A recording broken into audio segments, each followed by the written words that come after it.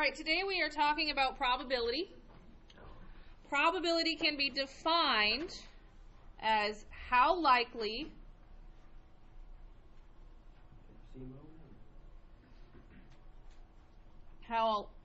it is for an event to occur.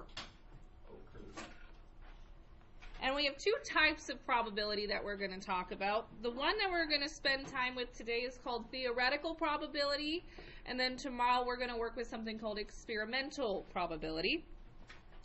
But I have to talk a little bit about what probability is made up of for both sets before we can take a look at one versus the other.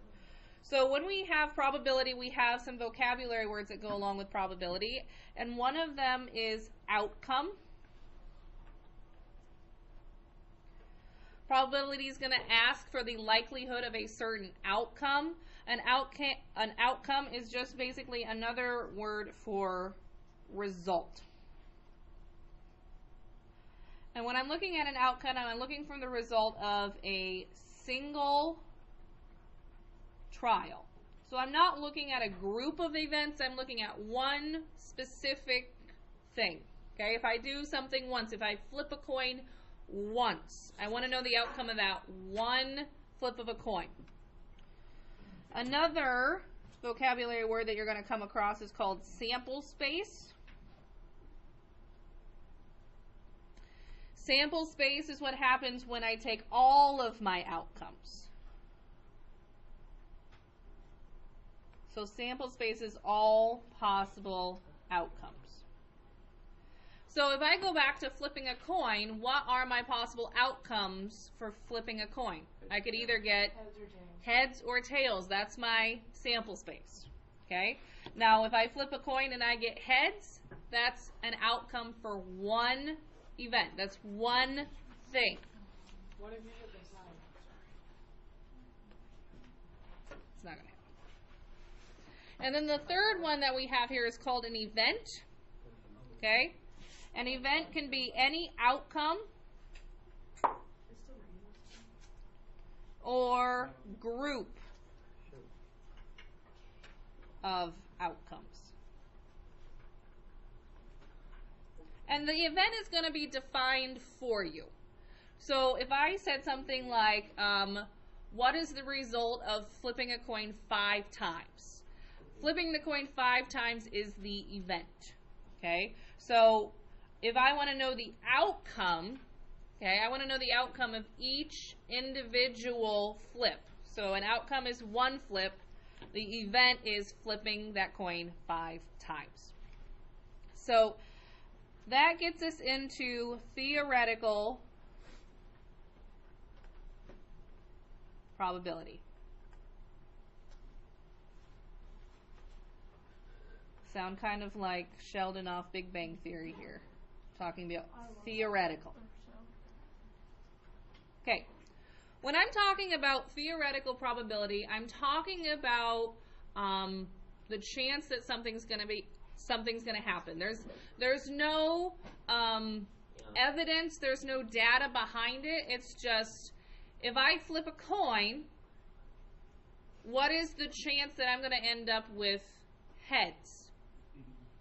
50% of the time. What's the chance you're going to end up with tails? 50%, because how many sides does a coin have?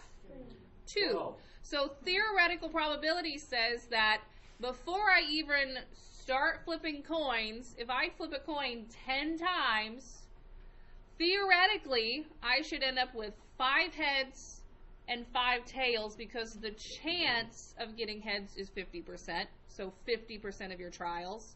And then the chance of you getting tails would be 50%, okay? So we actually have a formula, if you will, for theoretical probability. We have a P. This represents probability. So the probability of an event to occur, and again, the event will be defined for you. So like an event would be getting tails, okay? The probability of an event is equal to the number of favorable outcome. So the outcome that you are looking for, if you're looking for heads, then that is your favorable outcome. So the number of favorable outcomes all over the number of possible outcomes. So if I go back to flipping my coin, okay, and I tell you that my probability of getting heads when I flip a coin, okay, how many favorable outcomes are there for getting head on a coin? One, okay? There's one head on a coin. How many possible outcomes are there when you flip a coin? Yeah, you could get heads or you could get tails, so there are two possible outcomes. So the probability of you getting heads when you flip a coin is 1 out of 2. Okay? That's where that 50% comes in. 1 out of 2. You want to make sure when you are looking at your outcomes that you always simplify that fraction that you get.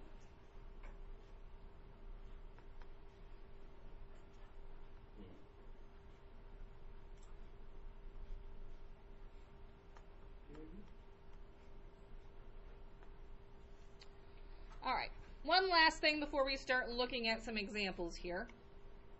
There is a scale of probability, okay? And this kind of gives you an idea of how likely it is for something to occur. So your probability scale goes from 0 to 1, okay?